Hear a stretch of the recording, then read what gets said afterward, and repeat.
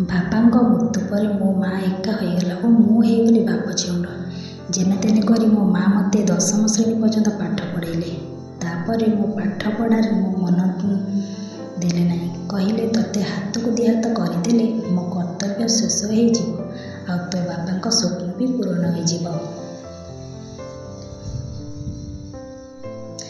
ଆମ ଗାଁ ପାଖରେ ମୋ ସାଙ୍ଗ ଘରର ତା ଭଉଣୀର ବାହାଘର ଥିଲା। ବହୁତ ଅନୁରୋଧ କରି ଡାକିଥିଲା। ମୋ ପାଖରେ ଭଲ ଡ୍ରେସ୍ ବି ନଥିଲା ପିନ୍ଧିକି ଯିବା ପାଇଁ। ମୋ ମା ପାଖରେ କିଛି ଟଙ୍କା ଥାଏ। ସେ ମୋ ପାଇଁ ଗୋଟିଏ ନୂଆ ଡ୍ରେସ୍ ଆଣିଲା। ନୂଆ ଡ୍ରେସ୍ ପାଇ ମୁଁ ବହୁତ ଖୁସି ହୋଇଗଲି ଓ ସନ୍ଧ୍ୟାରେ ମୁଁ ବାହାରି ପଡ଼ିଲି ମୋ ସାଙ୍ଗ ଘରକୁ। ସେଠାରେ ଏତେ ସାଜସଜ୍ଜା ହୋଇଥିଲା ଯେ ମୁଁ ପୁରା ବୋକା ହୋଇ ରହିଗଲି ଦେଖି। କିଛି ସମୟ ସେଠାରେ ରହିଲି। ମୁଁ ଗୋଟିଏ ରୁମ୍ ଭିତରକୁ ପ୍ରବେଶ କଲାବେଳକୁ ମୋ ସହିତ ଗୋଟିଏ ଅଜଣା ଯୁବକ ଧକ୍କା ହୋଇଗଲା। ମୁଁ ପଡ଼ିବା ଆଗରୁ ସେ ମୋତେ ଜୋରରେ ତା ଆଡ଼କୁ ଟାଣି ଆଣିଲା। ମୁଁ ସେତେବେଳକୁ ଡରରେ ଥରୁଥାଏ। ସେ ମୋତେ ପଚାରିଲା କିଛି ହୋଇନି ତ? ମୁଁ ଟିକିଏ ତରତର ଥିଲି ସେଥିପାଇଁ ଏମିତି ଭୁଲ ହୋଇଗଲା। ସେଠାରୁ ସେ ଚାଲିଗଲା। ହେଲେ ପ୍ରଥମ ଥର ଗୋଟିଏ ଅଜଣା ପୁରୁଷର ସ୍ପର୍ଶରେ ମୋ ଦେହରେ ଶୀତ ଉଠିଲା। ମୁଁ ମୋ ସାଙ୍ଗକୁ କହିଲି ଏତେ ରାତି ହେଲାଣି ମୋ ଘରକୁ ଫେରିଯିବା ଉଚିତ। ସେ କହିଲା ନା ତୁ କାଲି ସକାଳେ ଯିବୁ। ମୁଁ ନେଇ ତୋତେ ଘରେ ଛାଡ଼ିଦେବି ଆଉ ମାଉସୀଙ୍କୁ ବୁଝେଇ ଦେବି। ବାହାଘର ସରିଗଲା। ଝିଅ ଜ୍ୱାଇଁ ବି ବିଦା ହୋଇଗଲେ। ମୁଁ ବାହାରିଲି ଘରକୁ। ମୋ ସାଙ୍ଗ କହିଲା ମୁଁ ଏବେ ବହୁତ ଥକି ଯାଇଛି। ଆମେ ଉପର ବେଳକୁ ଯିବା।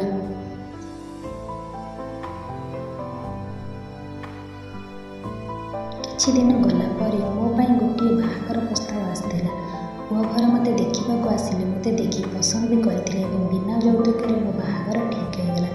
କିନ୍ତୁ ମୁଁ ସେହି ଦିନର ସେ ଅଜଣା ଯୁବକକୁ ମନେ ମନେ ବହୁତ ମନେ ପକାଉଥିଲି। ପୁଣି ମୋ ମନକୁ ବୁଝେଇ ମୋ ମାଆଙ୍କର ନେଇଥିବା ନିଷ୍ପତ୍ତି ନେଲି। ମୁଁ ଯେତେବେଳେ ଶାଶୁ ଘରେ ପହଞ୍ଚିଲି ମୁଁ ଡରିଯାଇଥିଲି। ଏତେ ବଡ଼ ମୁଁ ଧନୀ ଶୁଣିଥିଲି କିନ୍ତୁ ଏତେ ବଡ଼ ବୋଲି ମୋ ସ୍ୱାମୀଙ୍କ ମୁହଁ ମଧ୍ୟ ମୁଁ ଦେଖିନଥିଲି। ଗୋଟିଏ ଝିଅର ଯେଉଁ ସ୍ୱପ୍ନ ଥାଏ ସେ ସମୟ ଆସି ମୋ ଜୀବନରେ ପହଞ୍ଚିଲା।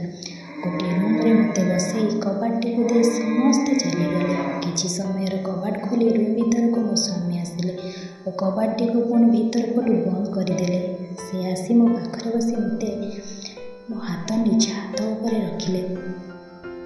ମୁଁ ସେତେବେଳକୁ ଥରୁଥାଏ ଓ ମୋ ହାତକୁ ଟାଣି ଆଣିଲା ବେଳକୁ ସେ ଜୋର ଧରି ପକାଉଥାନ୍ତି। ମୋତେ ସେ ପଚାରିଲେ ଆମ ଘର କେମିତି ଲାଗୁଛି? ମୁଁ ଧୀରେ କିନି କହିଲି ଭଲ। ପୁଣି ପଚାରିଲେ ତୁମେ ମୋତେ କେବେ ଦେଖିଛ? ମୁଁ ଧୀରେ ଉତ୍ତର ଦେଇ କହିଲି ନା। ସେ ପୁଣି ମୋ ଅଧିକ ପାଖକୁ ଆସି ମୋ ଦେହକୁ ଲାଗିଗଲେ। ମୋ କାନ ପାଖରେ ଚୁପ୍କି କହିଲେ ଆଜି କ'ଣ ହୁଏ ଜାଣିଛ? ମୁଁ ସେତେବେଳକୁ ଜୋର ଥରୁଥାଏ ଆଉ ମୋ ପାଟିରୁ କିଛି ଉତ୍ତର ବାହାରୁ ନଥାଏ। ସେ ମୋତେ ଧୀରେ କି କୁଣ୍ଡେଇ ପକାଇ କହିଲେ ମୁଁ ତୁମକୁ ଶିଖେଇ ଦେବି କ'ଣ ହୁଏ।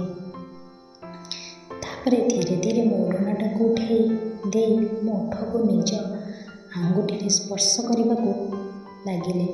ମୁଁ ଟିକିଏ ଦୂରେଇ ଗଲି। ସେ ପୁଣି ମୋ ପାଖାପାଖି ଲାଗିଗଲେ। ସେତେବେଳେ ମୁଁ ମୋ ଆଖି ବନ୍ଦ କରିଥାଏ। ଧୀରେ କି ମୋ କାନ ପାଖରେ କହିଲେ ଆଖି ଖୋଲି ମୋତେ ଟିକେ ଚାହିଁଲ।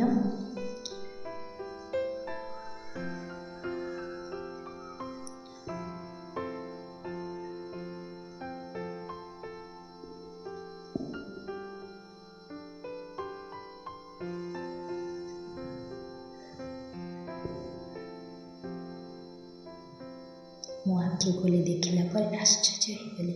ମୋ ମନରେ ବହୁତ ଖୁସି ବି ହୋଇଗଲି। ମୋ ସ୍ୱାମୀଙ୍କୁ ଜୋର କୁଣ୍ଡେଇ ଧରି କହିଲି କାହିଁକି ନା ସେ ଆଉ କେହି ପୁରୁଷ ନଥିଲେ। ସେ ଥିଲେ ମୋ ସାଙ୍ଗ ମୋ ବାହାଘରରେ ଧକ୍କା ହୋଇଥିବା ଅଜଣା ପୁରୁଷ ହିଁ ମୋର ସ୍ୱାମୀ ହେଲେ। ପଚାରିଲି ତୁମେ ମୋତେ ବିବାହ କ'ଣ ପାଇଁକି କରିଲ? ମୋତେ ସେ କହିଲେ ତୁମ ସହିତ ଦେଖା ହେବା ପରେ ମୁଁ ପଛେ ପଛେ ଦେଖୁଥିଲି ତୁମେ କେମିତିକା ଝିଅ। ତାପରେ ତୁମ ସାଙ୍ଗକୁ ତୁମ କଥା ପଚାରିଲି। ସେ ମୋତେ ତୁମ ବିଷୟରେ ସବୁ କଥା କହିଲେ।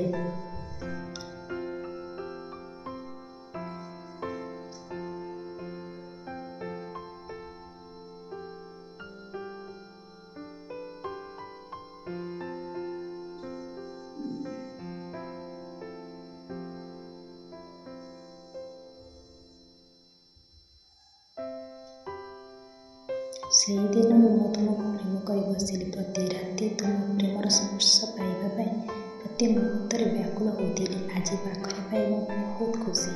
ଉଭୟଙ୍କ ମନରେ ଥିବା ପ୍ରେମ ସତ୍ୟରେ ପାଇଗଲି। କାହାଣୀଟି ଯଦି ଆପଣଙ୍କୁ ଭଲ ଲାଗିଥାଏ ଚ୍ୟାନେଲଟିକୁ ସବସ୍କ୍ରାଇବ୍